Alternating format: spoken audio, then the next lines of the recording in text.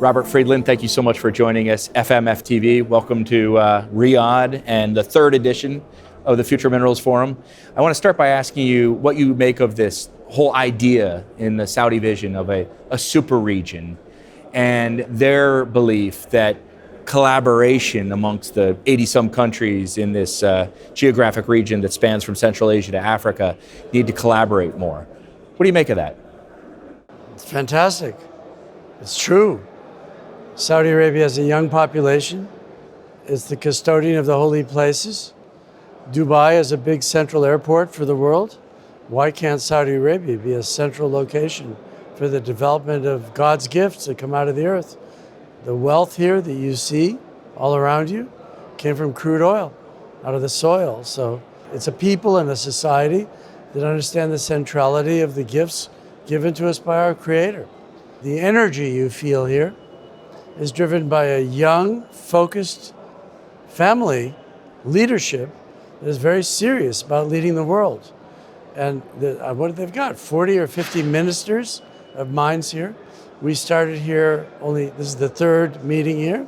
First one, maybe there was 500 or 1,000 people. Last year, 4,000. And how many this year? I heard 13,000. It's the number I'm hearing. So everybody's here, and I think it's natural. And what do you make of Saudi Arabia's ambitions when it comes to the minerals industry? Internationally, we could talk about that, but also domestically as a country that wants to develop its own resources, but also, invest in global mining companies, and including your own companies that you founded.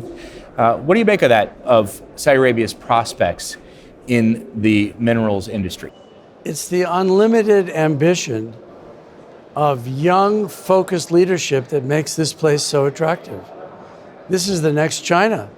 We lived through the explosion of China's economic growth in the 1990s, in the early 2000s, and the next place is here, it's obvious. You have an extremely highly educated group of young women and men. The former king sent young Saudis all over the world to get highly educated. And they have the best of everything here, and obviously they have the liquidity to afford it, but they've unleashed the enormous energy of the women in the country, the young people in the country. And where do you see a country run by people in their 30s? Take a look at who's running the United States. I'm talking about both contenders. They're both past their trade-in date in many respects. So here you have young, ambitious leadership, very clear goal or vision, defining by 2030 what their pillars of the economy are going to be. Where do you see that clear a goal? In America, we see people running for president. Do you see a really clear indication of what Mr. Trump or Mr. Biden want to achieve by 2030? Not at all. China has 5-year plans. China has 10-year plans. This is a young country with a very clear vision where it wants to go. It's right there. I think that's very exciting. And what do you make of the prospects, Saudi Arabia's prospects, when it comes to finding minerals here and becoming here in the kingdom? I know you're together, partnered up, looking for them here. The oldest gold mine in the world is smack in the middle of Saudi Arabia. Ma'ad al-Dahab, which means the cradle of gold, was developed during the time of King Solomon of Israel, 950 BC. And during various Islamic caliphates, up to the current modern era, up to right now, it's still being mined by Ma'ad. And where can you find a gold mine with 3,000 years of history? So the Nubian Shield, which separates this shield, the Arabian Shield from the Red Sea, is pulling apart. They're like 2 pages of a book. And both sides are highly mineralized. But this is the side that has rule of law, stability, enormous infrastructure, inexpensive energy, focused stability, and a clear vision to develop their resources. So they already have copper mines here. Yeah. And they already have gold mines here. They already obviously have every kind of petrochemical, oil and gas, downstream chemicals. And they have probably almost every element in the periodic table waiting to be found. So the United States government did a lot of work here, as did the French, the BRGM, and there's lots of geologic data. So all they needed is the spark to go ahead with it. And I'm 100% certain that this conference will just grow and grow and grow until this becomes the obvious place for everybody to come. I know all the usual pirates from the Canadian mining industry and the Australian, and they're all here like bees to honey. And they did that only by the third FMF, and no one can deny it. This is the most important venue for mining finance in the world already. And already. Yeah. Boom. In 3 years. Yeah. And 2 years. 2 years. The first one, the next one a year later, and Yeah. the third one a year later. 2 years. And your partnership with Saudi Arabia is not insignificant, right? The Saudis are invested in Ivanhoe Electric, a company you founded and listed. And It's on the New York Stock Exchange. And you're looking with them at exploring a pretty serious chunk of geography within the kingdom. That's a profound understatement. We're tackling almost 50,000 square kilometers. Switzerland is only 42,000 square kilometers. This is an agreement that had to go to the highest echelons of the government and be approved because we're bringing technology, track record, expertise, determination, disruptive technology. The Saudis are in the fortunate position of being able to afford the best. Yeah. Why not? Speaking of disruptive technology, you're showing off your Typhoon technology, which you're using here to together with the Saudis, look for minerals. Yes. Tell me about it. Typhoon's been developed over a period of 20 years with approximately $1 billion of private capital. $1 billion. The technology uses supercapacitors, technology that came from former military applications, to compress electrical energy, to take the energy it takes to run that light above your head. It'll take that amount of energy and squeeze it and release it in a few billionths of a second, unleashing the power of a nuclear power plant. That energy is injected into the ground through low oxygen, ultra pure copper wires. And if there's copper down there, or gold down there, or water down there, or oil, we can see it at up to 3 kilometers of depth. We generate terabits of data. That data then has to be inverted through computational geosciences, which is one of the subsidiaries of Ivanhoe Electric, to invert that data into useful three-dimensional imagery. If Allah put it down there, we will see it. If Allah did not put it down there, we won't find it. We just speed up the process of seeing what our Creator put there before we got here. You know, the mineralization, if it's young, is 15 million years old. And we've been, as a species, we've only had financial markets for 4,000 years. So this is all new here, right? If you want to find, if you're an Easter egg hunt when you were a kid with your older brother or sister, if you keep on looking in the same place to find an Easter egg, you're not going to find it. The beauty of the geology here is it's virgin. We're the old timers here. It's like the old timers going to Nevada or California. The best mineral deposits are sitting here ready to be discovered. And the infrastructure is available, the labor force is available, the capital is available. So to an explorationist, this is heaven. Mm-hmm. So you were just talking about Ivanhoe Electric, you've got Ivanhoe Mines, massive copper producer, and you've got a private company, which I'm hearing more and more about, called iPulse. Yes. So what do I need to know about iPulse? Well, we just started talking about iPulse for the first time. There was a teaser last year, and today we started giving just a brief view of some of the applications that we have developed with pulse electrical power. We're grateful that the government of France has subsidized 50% of the cost of our research and development. We're an American company, and we're in the process of disrupting the whole cradle to grave, the sperm to germ, the womb to tomb of the mining cycle. We're disrupting the way we find the metals. We're disrupting the way we mine the metals and process the metals to do this in a green and sustainable way with a lot less energy, and a lot more quickly, because if we can't get there from here, if we can't find the metals we need, you can forget the very concept of energy transition. It won't happen. So we will, we're a private unicorn. We became an American private unicorn many years ago. And we've taken investment from the largest mining company in the world. We've taken investment from the European Economic Community. We've taken investment from Silicon Valley. And God willing, we're not short of capital.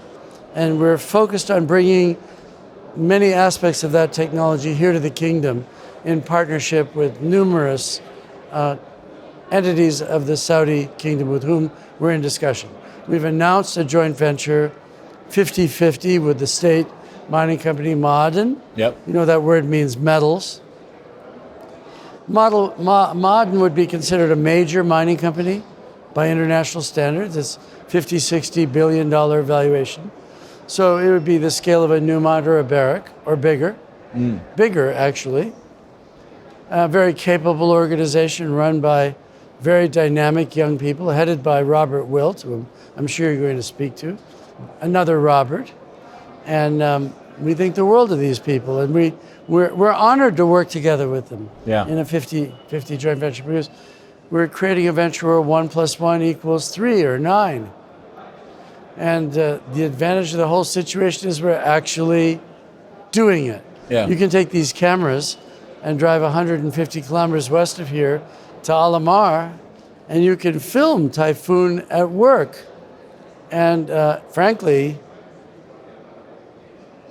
we're thrilled at what we're seeing in the early telemetry that's coming back. We generate terabits of data, and we measure electrical conductivity in the earth. But if there's a gold and copper mine there, both of which are highly electrically conductive, and you see something conductive nearby, well, an acorn never falls far from an oak tree. It's likely to be another copper and gold deposit. Yeah. Only Allah knows, but the truth machine is coming and drilling. Opening soon at a theater near you. I would be surprised if we're not wildly successful based on what we're seeing. Yeah. So I know that the technology that iPulse has a lot of applications. You were talking about discovery and using it for discovery. What about how it could change mining itself? About actually getting the ore out of the ground and the minerals out of the ground? First of all, if you're interested in exploring and there's a mountain there, and you're wondering, is there gold in that mountain? Is there copper in that mountain? Is there lithium in that mountain? Unfortunately, the drilling takes many, many years and costs an astronomical amount of money, during which time you become older and you might lose your courage, or you might go somewhere else.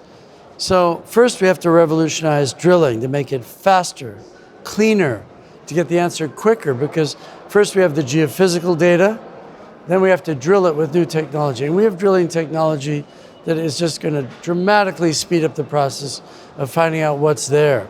First of all, we drill what's electrically conductive, so we don't waste time drilling dead holes. And secondly, the actual drilling device is going quicker. Then when we find the material, we're working on disruptive technology to crush and grind the rock to liberate the metal with at least an 80% reduction in energy. Mining needs a lot of energy out of the grid. In Australia alone, 14 gigawatts of electricity is crushing and grinding rock. That's 14 nuclear power plants of energy is just crushing and grinding rock. So the mining enterprise is responsible for about 6 or 7% of the world's global warming gas. That's because you're burning coal to generate electricity. Yeah. You need that electricity to crush and grind the rock. Now, you compare that to aviation. Aviation gets a lot of noise. Aviation is only 1.5% of global warming gas. So the mining industry, like the cement industry, or the steel industry, or the agriculture industry, generates enormous amounts of global warming gas. If we need metals to revolutionize the world economy, to reduce the reduction of global warming gas, we failed before we even begin if the act of mining is going to generate so much more global warming gas that we just add to the problem. So we're in the early innings of completely disrupting how we mine, how we find it, how we develop it, how we crush and grind the rock to liberate the metals. In other words, how we get there from here in a whole new way. And I'm happy to tell you the mining industry is late to be disrupted, but the oil and gas industry has fabulously high technology. If you go to Hobart, where oil was first discovered here in the kingdom, XPAC ARC, which is the research and development arm of Aramco, is the most sophisticated in the world. If you go there, it's the United Nations of the most talented scientists and technologists on the planet. The kingdom has the ability, because of a young, dynamic leader who wants it now, has the ability to attract the greatest engineering talent in the world. That's very exciting. Everybody's here. You've seen Chinese people here, Japanese people, Turkish people, Americans, Europeans, right? Boom, in 2 years, right? Yeah. And so the theme of this forum is creating or building resilient and responsible supply chains for minerals. What does that mean to you? Well, there's a lot of issues here. There's you have to find the minerals and you have to develop them in a responsible way with local communities. And here we see the wisdom and the benefit of Islamic principles for finance. I've had the privilege of meeting the chairman of the Islamic Development Bank, and these principles of bringing in local communities and having them share in the benefit. That would have been very good in Panama to avoid what's happened, recently. And so you're referencing First Quantum's the closure of their mine there. Well, look at what's happening. If you don't have the local community on side, they come in there and you have a big problem.